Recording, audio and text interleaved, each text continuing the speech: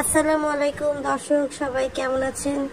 চলে আসলাম অনেকদিন পর আবার একটা নতুন ভিডিও নিয়ে আপনাদের মাঝে।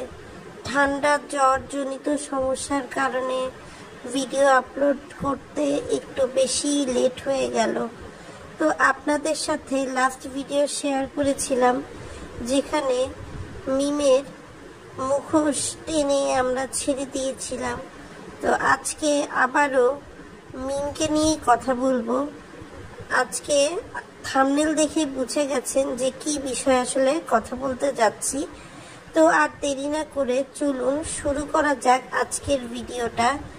যারা এখনো পর্যন্ত আমার চ্যানেলটা সাবস্ক্রাইব করেননি, সাবস্ক্রাইব করে আমাদের বেল আইকনটি বাজিয়ে দিয়ে পাশে থাকবেন। দর্শক, আমাদের মিম বাপের বাড়ি যায় না, ভাবিরা ভিডিও শেয়ার না করাতে রাগ করে ঢাকায় বসে থাকে। কিন্তু আমাদের মিম আবার হলুদ হলুদ হলুদ হলুদ হলুদিয়া পাখি সেজে বাবুর সাথে ড্রেস ম্যাচিং করে রাত বিরাতে চলে যায় পাবনাতে। উপলক্ষ পাবনাতে গিয়ে পহেলা বৈশাখ পালন করে। উপলক্ষ পাবনাতে থেকে তারা নাকি একসাথে পদ্মার চলে যাবে।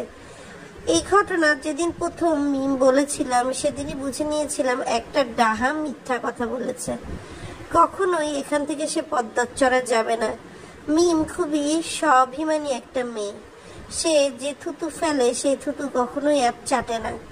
আমাদের মিম এই জন্য পদ্মার চরে যেহেতু একবার যাবে না বলে ডিসিশন নিয়েছে, সে কখনোই কিন্তু আর পদ্মার চরে যাবে না। তিশা বাপ্পির এবারের বাসর ঘরটা সাজানোর দায়িত্ব মিম আর বাবুই পেয়েছিল, কেননা তানজিলার কিন্তু এখন বিয়ে হয়ে গেছে। মিম বাবু থাকছে কোথায় পাবনাতে দর্শক? থাকছে তানজিলার আর সাকিবের বাপের বাড়িতে যে বেডরুমটা, সেই বেডরুমে। এবং তিশা তার ভিডিওতে কিন্তু বারবার এমনভাবে জিনিসগুলো উপস্থাপনা করেছে যাতে একদম সন্দেহের তীরটা ভালো করে গিয়ে মিম আর বাবুর গায়ে বেঁধে। আর মিম বাবুর এই নষ্টামি পাবনাবাসী কিন্তু বেশি দিন সহ্য করতে পারেনি। এই জন্য মিম আর বাবুকে কিন্তু পাবনা থেকেও বিতাড়িত করে দিয়েছে। আরেকটা বিষয় ভালো করে খেয়াল করবেন, সাকিবকে বেশি কিছু জানাবে না দেখে তানজিলা কিন্তু সাকিবকে এইসব থেকে অনেক আগে থেকেই দূরে রাখে। যে বাবু একবার তানজিলাকে দিতে এসে আধা ঘন্টা নাজমা বেগমের বাড়ি ঠাঁই পায়নি, সেই বাবু দিব্যি স্যান্ডু গেঞ্জি লুঙ্গি পরে তানজিলার খাটে শুয়ে শুয়ে মিমের সাথে ডলাডলি করছে, কেক কাটাকাটি করছে, তিশার হাত ধরে মেহেদি দিয়ে বেড়াচ্ছে। কিন্তু নাজমা বেগমের এখানে কোনো আফসোসই নাই। এদিকে পদ্মার চরে বাচ্চা বিয়ে আকিকা দিয়ে এখন নতুন করে আরিফের ফ্যামিলিকে প্রতিষ্ঠা করার চেষ্টা করছে সাগিনুর। সাবিনার শ্বশুরবাড়ির লোকজন, অর্থাৎ সাবিনার নানি শাশুড়ি, ননদ আর শাশুড়ি, এরা তিনজন এসছে ঈদের পরে, যেখানে খুকি আর শারমিন মিলে খুব আপ্যায়ন করেছে। এতদিন যাদের স্থান ছিল না, হঠাৎ করে তারা কি করে স্থান পেল দর্শক, তা আমার জানা নেই। মিম আর বাবুর এই প্রহেলিকায় যখন দর্শক সব জর্জরিত, তখন বাবুর বোন শারমিনও কিন্তু নিজের বিয়ের কথা আত্মপ্রকাশ করলো। বুড়ি বয়সে গহনা বানিয়ে বিয়ে করতে যাওয়ার শখ চেপেছে হচ্ছে আমাদের শারমিনের। এই যে কতগুলো আস্তানা, বাবার আস্তানা, গঞ্জা শরীফ, এই শরীফে গিয়ে নাচানাচি করলো, গলায় মালা পরলো, এদের মধ্যে থেকেই হয়তোবা কোনো পাগল ভক্তের পাল্লায় পড়ে শারমিন এখন বিয়ের পিড়িতে বসবে। তাকে দেখতে ছেলে পক্ষ মিষ্টির পর মিষ্টি নিয়ে আসে, আর আমাদের ধূপসী মিম নাকি সিঙ্গেল মাদার হয়ে সারা জীবন কাটিয়ে দেবে। কোনোখানেই দর্শক কিছুর সাথে কিছুর মিল নাই।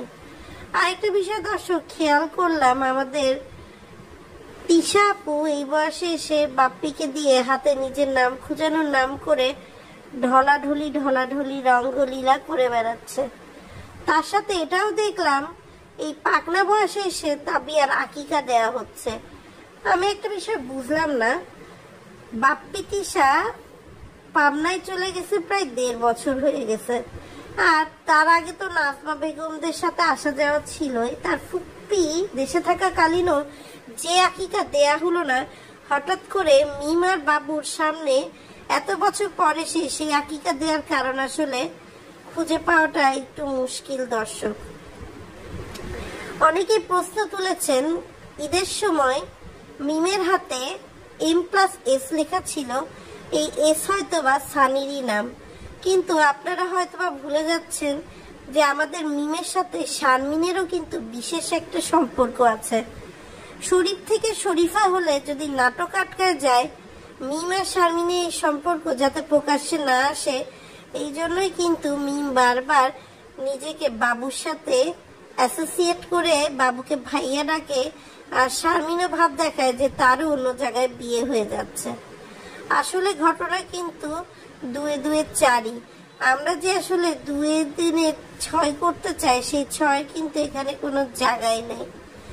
আরেকটা বিষয় দর্শক, দেখলাম চাঁদ রাতে মিম বাবুর পুরো পরিবারকে শপিং করে দিছে। তো এই শপিংটা যেটা তুই ধরে ধরে বাবুর ফ্যামিলিকে দিলি, এই শপিংটা নিয়ে তুই যদি পদ্মার চরে গিয়ে নিজের বাপ মা 2 ভাই ভাবিকে দিতি, তারা কত খুশি হতো। বড় বোনের সাথে তোর আজীবনই জমে, কেননা তিশা বাড়াবাড়ি বাবু আর মিমের এই সম্পর্কটাকে বাহাবা দিয়ে এসেছে। সেটা ছনের ঘরে কম্বল নিয়ে বাবু যখন মিমের সাথে শুয়েছিল, সেটা তিশা প্রথম ক্যামেরার সামনে নিয়ে এসেছিল।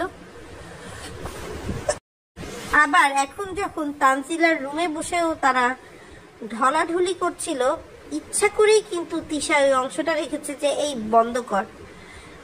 দর্শক, মিম সবসময় তিশার বাড়ি চলে যায় হাত পা খালি করে। কেন চলে যায় জানি না। আরেকটা বিষয় খেয়াল করলাম, মিম এতকাল পরে গিয়ে তানজু ফ্যাশনে 3 পিসের প্রমোশন করে বেড়াচ্ছে। তার যদি এত প্রমোশনের দরকার ছিল, সে 2 মাস আগে যখন সূর্যমুখী 3 পিস উঠছিল তখনই কিন্তু প্রমোশন করতে পারত। আরেকটা বিষয় খেয়াল করলাম, সেটা হলো তানজিলা সাকিব যখন দুপুরের খাবার খাওয়ার সময় তিশা বাপ্পির বিবাহ বার্ষিকীর দিন ঢুকেছিল, সেদিন নাজমা বেগমের চেহারাটা দেখার মতো ছিল। দুনিয়ার যত রাজ্যের বিরক্তি একদম উড়ে এসে বসেছিল নাজমা বেগমের মুখে। শুধু নাজমা বেগম কেন, তিশা বাপ্পি কেউই কিন্তু খুশি ছিল না তানজিলার এত ঘন ঘন আসাতে। আর তানজিলাও কিন্তু এই জিনিসটা বুঝে গেছে যে তাকে খুব বেশি একটা পছন্দ করা হয় না, সেই জন্য সেও কিন্তু নিজেকে দেখায় যে সে তার শ্বশুর বাড়িতে অনেক সুখে আছে। তবে হ্যাঁ, মাঝে মধ্যে নিজের বাপের বাড়ির দিকেও তার একটা আলাদা টান কাজ করে। আর এই যে মিম আর বাবু তাদের এই নষ্টামিকে ভাই বোনের সম্পর্ক দিয়েছে, সেদিন আর বেশি দূরে না যেদিন দেখবেন নিজেদের একটা বাচ্চা হয়ে যাওয়ার পরও সেই বাচ্চা মিমকে মা আর বাবুকে মামা ডাকছে। আজকের ভিডিওটা দর্শক এই পর্যন্তই। আবার নতুন আরেকটা ভিডিও নিয়ে খুব শীঘ্রই আপনাদের মাঝে হাজির হব। ততক্ষণ পর্যন্ত আপনাদের মতামত জানাতে কিন্তু ভুলবেন না।